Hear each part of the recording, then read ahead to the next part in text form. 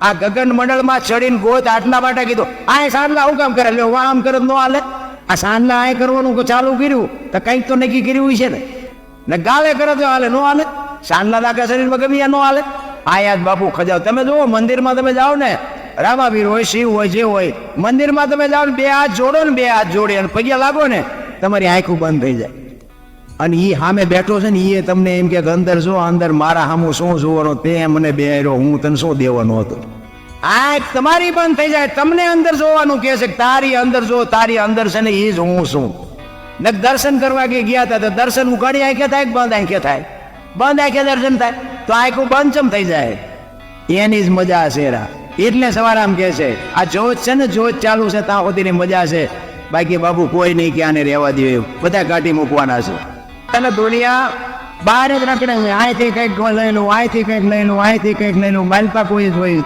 આપણા શ્વાસા છે ને શ્વાસા ગંગા સતીની વાણી એવું કહે છે કે 21,600 શ્વાસા આપણા એમ નામ જાય છે 1 મિનિટના 15 1 કલાકના 900 12 કલાકના 10,800 અને 24 કલાકના 21,600 થાય ગણવા હોય તો ગણી જોઈએ આ ગંગા સતીનો હિસાબ તો હું એમ કહું છું કે આ નાભી સુધી શ્વાસા છે નભમાંથી લેવાય છે નાભીમાંથી ઉઠે છે તો આ શ્વાસા હાલે અહીંયા સુધી તો બરોબર છે પણ આ એટલું જેવી રીતે જીવતું હોય છે મને એ વિચાર થાય હવા જ્યાં સુધી જાય ત્યાં સુધી જીવે તો બરોબર છે પણ આ પગને ત્યાં તો કઈ શ્વાસ હાલતા નથી તો આ કેવી રીતે હાલે છે બીજી વાત કહું કોઈ પણ માણસને મરવું હોય કોઈ પણ માણસ અમુક તમને મજા આવશે અમુક માણસ એમ કે મારે મરી જાઉં પછી પાણીમાં થૂબકો મારે એ પાણીમાં થૂબકો મારે ને બાપુ ગમે એટલી મહેનત કરે ને ઉપર ન રહે તળિયે જ જાય ને અને માલિકોરથી બાપુ જીવ નીકળી જાય ને પછી પાણી ન રાખે પછી ઉપર વિયો જાય તો બાપુ વજન તો એટલો હોય છે તો ઉપર કેમ વિયો આવે છે એવું નથી લાગતું કંઈક વિચારવા જેવાની જરૂર છે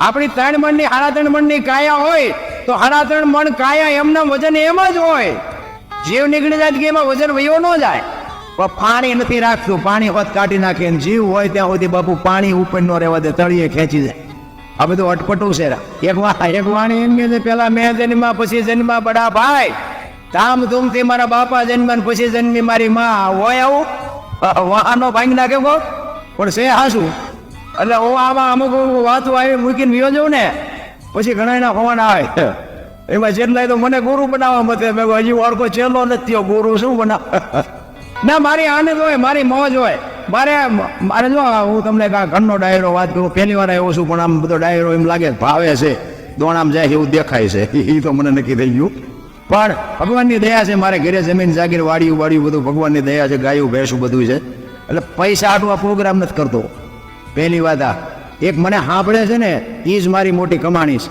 બાકી અહીંયા તો આપણી જેટલી આબરૂ છે અહીંયા આવીને જોવો તો તમને ખબર પડે કારણ કે પહેલાના ઘા હજી એમને વાગે છે અત્યારે ઘણું નમતું વહી ગયું પણ અત્યારે કોઈ આ કારણ કે જેસલને આજ માથાકૂટ થઈ સતી તોરલે જેથી બાપુ જાડેજાને માર્ગે ચડાયો ને અને સતીરના અહીંયા જાણીતો ઇતિહાસ છે ટૂંકમાં તમને કહી દઉં સતીરના અહીંયા વસ્તુ લેવા ગયા સતી તોરલ અને સાધુને જમાડ્યા વચને બંધાણા કે રાતે હું તમારા મહેલે આવીશ અને જો બીજી વાત કીધું સતીરની બાપુ કઈ 14 વાત હતી જ નહીં આ તો દુનિયા છે બાપુ તતિંગ હાંકી મૂકે તે દીનો વાણિયો હતો એ જેવો તેવો હોય નહીં એની એવી દ્રષ્ટિ જ ન હોય પણ એને જે કરમ કર્યા હતા ને એ એને ખબર હતી અને જાને બાપુ જે સુધાર્યો ને એ વાત સતીરના કાને પડીને એટલે સતીરે મનોમન નક્કી કર્યું કે જાડેજાને જો સુધાર્યો હોય તો એ સતી તોરલને મારે મળવું છે તો મારા કંઈક જો એના એ કંઈક જો મારી ઉપર દયા કરે તો મારા કરમ કપાય બાકી મને મારા કરમ બીજેથી કોઈથી કપાય એવું નથી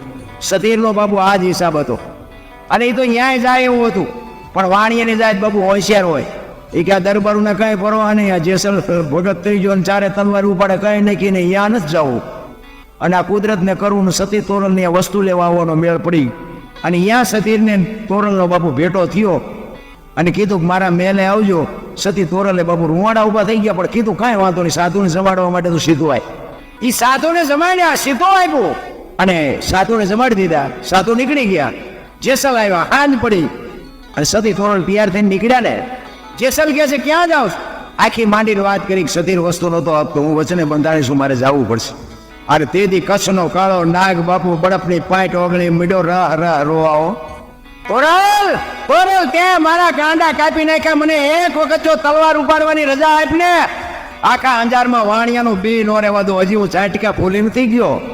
સતી તોરલ પાછો એને જેસલને બેહાર્યો. એ કે આવી ગાડી બેવીને જાડેજા આવા સ્ટેશન આવે બેસી જાઓ. આમાં તો જે આ પહેલી ઉપટશે, આવી તો ઉપટું આવવાની. વળી પાછો જાડેજાને માર્ગી લઈ આવી. પાછો જેસલ કહે છે બહાર વરસાદ પડે છે, મેઘલી મળી છે, ગારો ને કીચડ જાયમાં છે, કેમ જઈશું? એ કે જે થવું એ થાય, હું મેં વચન આપ્યું. બાપુ જો વચનની કિંમત આટલી હોય, જણ જેવા જણ નથી જતા બાપુ. સતી તોરણ રાતે બાપુ વચન પાળવા માટે નીકળ્યા હતા.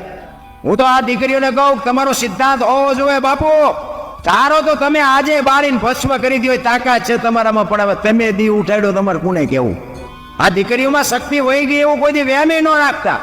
એ તો દીકરીઓએ દી ઉઠાડ્યો છે. જે ફેશન, મારો કહેવાનો અર્થ, હું દીકરીઓને વટું છું, મારી ભૂલ થતી હોય તો માફ કરજો, પણ તમારામાં કંઈ ઘટે તો છે 100%ની વાત. કોઈની તાકાત નથી બાપુ લાંબો હાથ કરી કે તમારી સામે દ્રષ્ટિ મેળવી કે વાતમાંય માલ નહીં. પણ હા, અમારા માજી તો એમ કહેતા અમારા ભાભીઓને કે ઉદરમાં સંતાનનો વિકાસ થતો હોય ને ત્યારે જે તે ખવાય નહીં, ગમે એની યારે બેહાય નહીં, ગમે એવી વાત કરાય નહીં, હલકું બોલાય નહીં, જેવું તેવું ખવાય નહીં. આનો પ્રભાવ સંતા આપણા માવતર અભણ અંગોઠા સાપને આ જ્ઞાન હતું. અત્યારે આ ફણી ફણીને દી ઉઠાડ્યો. વહુ હારો ભેગા પાણી પૂરી ખાતા હોય, છોકરા જેવા થાય. અરે કોઈ શિવાજી મહારાણા પ્રતાપની વાતો કરે કઈ ન વળે મારા રામ. આજે એના કરતા હારા દીકરા થાય. 60 વર્ષની જીવન તો ઉમરા વચ્ચે રહી સબે રમત્યો ટબો ઢાસ. હવે જીના મનાણા એના થઈ ગયા ટબો ઢાસ. શું આ શું કેવા સંતાન થાય? કાંઈ વળે નહીં રામ. એ તો પેઢીઓ તમારી લાંબી હાલે, બાકી એમાં નામ નીકળે એવા દીકરા ન થાય. ખોટી વાત. એટલે જાડેજો કે છે બહાર હવે આ મેઘલી મળી છે, કેમ જાશો? એ કે જે થવું એ થાય, બાકી મારે વચન પાળવા જવું પડે. તેથી કચ્છનો બારવટીયો બાબુ જેસલ જાડેજો કે મારા ખંભે બેસી જાઓ, હવે હું મૂકવા હું કોની પાસે વાતું કરી રહ્યો? વિચાર તો કરો. રાતના 2 વાગ્યાનો સમય હોય, કોઈ જીવ જાગતો ન હોય, કાળી ડિબાંગ રાત જામી હોય, વીજળી આપણે ચીરતી હોય, ધરતી ઉપર બાબુ ફોરા પડતા હોય ને એ વખતે રાતે 2 વાગે જાડેજો તોરણને લઈને નીકળ્યો છે. તેથી ચિત્ર કેવું હશે મારા રામ? વિચાર તો કરો. અને છબાંગ છબાંગ છબાંગ ગારામાં મીઠું પગલા માંડવા. તોરણની કહો તૂટતી દેવો ભાઈ બેઠી બેઠી તોરણને કે વાહ જાડેજા, વાહ જાડેજા.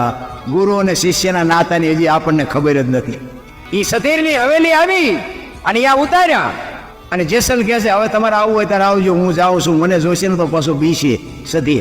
જેસલ હાલતો થયો ને તોરણના મોઢામાંથી વાણી નીકળી કે સુજા અને સુલક્ષણા તારા હાડમાં નો આવી હલકી વાત. આવા નરને કેમ મોઢા મળીએ જાય, મારે સરગાપુરનો સાથ. વાહ જાડેજા વાહ, ત્યાં તો મને ઉજળી કરી દીધી મારા રામ. એક ગુરુને શિષ્યને, જો ગુરુ શિષ્યને ન સમજે કે શિષ્ય ગુરુને ન સમજે કે શું ગળામાં ગાળિયા નાખી નાખીને કામ છે. દેવાયત પંડિતને 750 સેવક હતા, પરીક્ષા કરી 4 વધ્યા. તે દી અત્યારે તો પરીક્ષા કરો તો એ કઈ ન હોતે.